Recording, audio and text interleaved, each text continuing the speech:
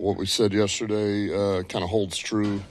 The stats of the game were third down. They were 3 of 14. We were 6 of 14. Red zone efficiency, we scored 3 times down there, touchdowns. They were 1 of 2 yards rushing.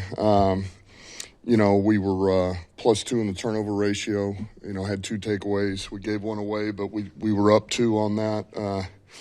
Really turned that into 10 points. I mean, it's 17 points, but they were able to net 3 off of that. But 10-point swing. Jack Fox net punting average was big. We were over 10 yards more than they were. Our return yards, Leaf got going, got us that big return. Was aggressive all day. Field goals, I thought Bates, those were 2 big field goals. Field goal protection team was good. And really, the bottom line, we talked about the takeaways. Man, our defense was 2 of 2 on sudden change. We had the pick. And they're already in field goal range. Our defense holds, forces a field goal. That's big. The other one is, we go for it on 4th. We don't get it. Defense forces a stop. They have to punt to Leaf. Leaf turns it into a touchdown. That's huge defensively. Our offense, man, in special teams, end of half, minus 16-yard line, one timeout. We get into field goal range, leave them no time, get 3 before we go in at half, make it a 2-score game. And most importantly, found another way to win. We found another way to win. And I mentioned this before.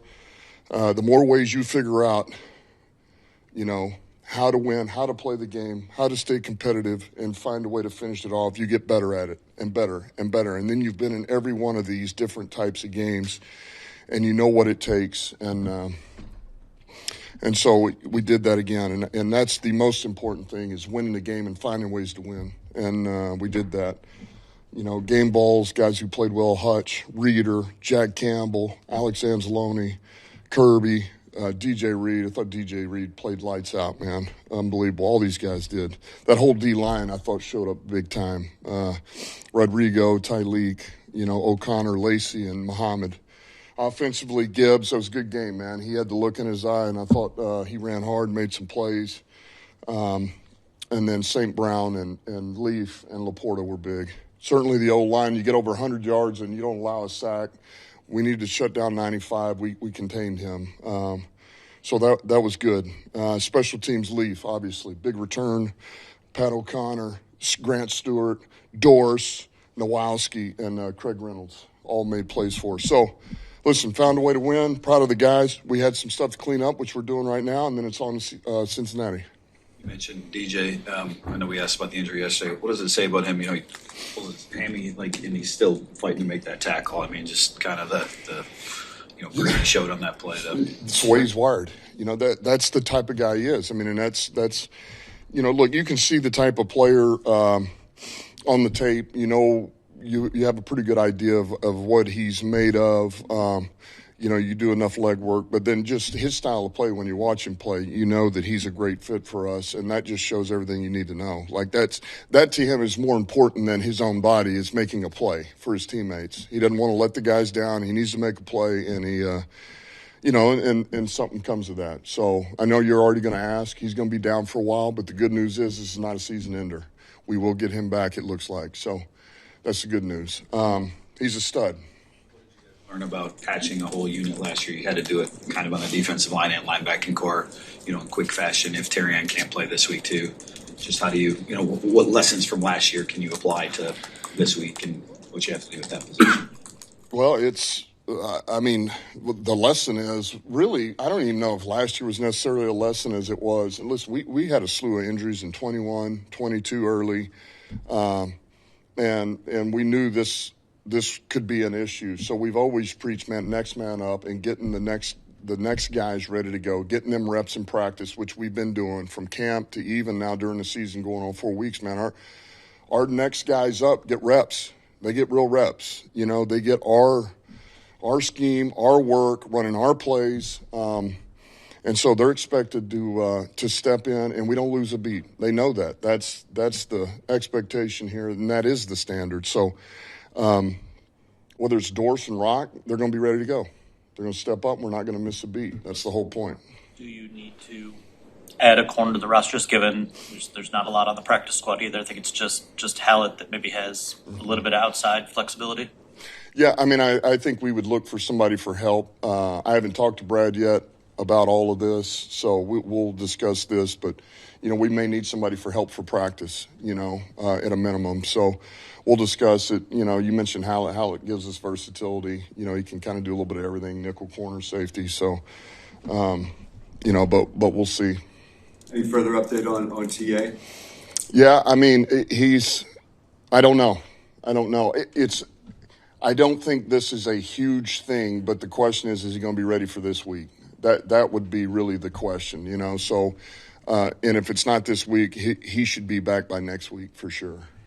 You say down for a while. I'm sorry. When you say down for a while, DJ, does that mean a stint on IR? Or is that still to be determined? Could be. It'll be close. I think could be in that range. Got a few guys that could be eligible to maybe start the practice window. Are you at that stage with any of those guys yet, or are they still kind of? We're close on Mac. There's a good chance we may start Mac's clock this week. So that's good. We want to make sure that we check all those boxes before we say that that's what we're going to do for sure. But it's trending the right way. Max, he's about ready to go, and I think he's tired of training. He's trained all he can train. He's done everything you can do. He just needs football, and so he's done an unbelievable job. And those guys, Fish and Mike Clark and all of them, the whole crew have done an unbelievable job. And obviously the work he's put into it has been, it's been pretty special. And I've noticed one of the first things you do in the post-game locker room videos is you re-emphasize your new win total. I'm just curious why it's important for you to emphasize that kind of right off the bat and say, like, that's 3, that's 4, whatever it might be. I don't know. It's a good question. I don't guess I've ever noticed that. I just think the name of the game is winning. And the most important thing and what can't ever be lost, and I got to tell myself this too now, is you find a way to win the game. It doesn't matter. Yeah, you want to play better. You need to be playing better every game. You find a way to win that game, and then you go from there.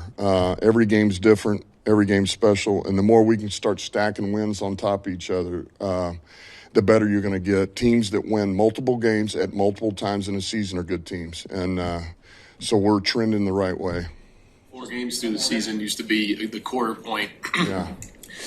Winning games in different ways, you keep talking about it, but 4 games and now 23.5%. I think Nolan did the math. He's a mathematician through the season. What are you most proud of about this team through 23.5% of the regular season? Well, what I expect from them, and that's just our resiliency. That's our, we don't get caught up in, we don't get caught up in things that don't relate to us or have any bearing on what we control, if you will. Man, our guys stay locked in on, what it takes to win a game and or why you didn't play well. And it really is as simple as that. And that's not an easy thing to do, I don't think, in today's age. I think that's hard. Our guys are constantly you can't escape it. The social media, the critics, the fans, all of it. And so I think, man, that's hard to do. But I think our guys are pretty locked in, pretty disciplined. They come in this building and, man, they barricade themselves in and they look at it for what it is, man. The most important thing is what my teammates and my coaches are saying. And this is where we have to get better and where I can get better. And that small little that one little step, that one little hand placement, man, the release, that makes all the difference. Not are you good enough anymore, and you don't get caught up in all that. So we got a very resilient bunch, and the core of our team is it's very strong. It's very strong. Is a mentally weaker team not bounce back from week 1 because of all that? I don't know. We're not mentally weak, so I think maybe you go ask another team. J-Mo and Jared had trouble connecting on some of those deep shots in the game. What did the tape tell you when you watched it back about just that connection? Yeah, we're just a little bit off on, and there's a couple of them. It really is just a couple of things here and there. One, eyes back a little sooner. Golf just misses on one. he kind of gets hit on one when he's trying to release the ball. And so we're just a little bit off. And I go back to this, man, we go back to the drawing board, and I hate to make excuses, but, some of these we really wanted to push the ball down the field. And, we weren't able to practice on Wednesday. It was more walkthrough, so then you're trying to grab some reps on Thursday, but yet still get your third down in. And, sometimes it's a reminder, for me, it's like, man, we may need to just let's make sure that either we try to find a way to get some reps to where we get a good flow on Wednesday, or maybe we don't put some things in, and that's fine. But there's been enough work, and there's going to be more work, and those guys are going to be fine. J-Mo's going to be fine. Goff is a stud. So we'll be good. Had obviously the big return for you. You saw the way the Chicago game ended with the blocked field goal. Last week there was a bunch of that stuff. I'm just curious, as a fan of special teams, have you enjoyed special teams impacting games the way they have early on? I do, but I hate watching. I hate it.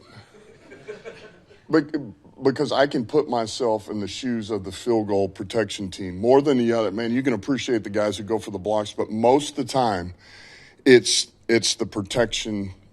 It's the protection most of the time, and it's, man, is it your own doing? And so that when I see him, man, you're like, oh my gosh, to lose that way, that's tough. But it's a reminder as to how important it is and how important special teams. And you battle your tail off for 3 hours, and that one time you didn't quite take the right step, or your pad level wasn't good, or you lunged, or you were too high, and the guy runs through and makes a block, and it's all for naught. And then you go back and you say, man, if I just would have been lower, if I would have locked in on that play, if I really would have treated it like, man, everybody's watching, and we're going to lose this game if I don't block this guy. If you really treated it that way, then it wouldn't happen. So we're not going to let that happen here. Did you ever give up a field goal block, Dan? No, but only by luck. I know Tim asked about the injured guys possibly coming back. We haven't asked about Miles Frazier in quite a while. Where's he at in his recovery? Is it still looking like he might get back this year at some point? What I would tell you is he is progressing not as fast as we'd hoped. And I can't say that we won't get him back at some point here, but it's not as clear as, say, like Mahogany was last year. It was very clear at this point that, okay, he's getting healthy, he's starting to feel better. We're not quite there, but he is improving. What happened on the almost block that you gave up? Basically, Julius Peppers had a free run, and it just happened to go by his hand, and then they ran into the kicker. We missed the kick, and so we got a re-kick because it was ran into the kicker because I missed him. I didn't even. So it worked out. Anyway.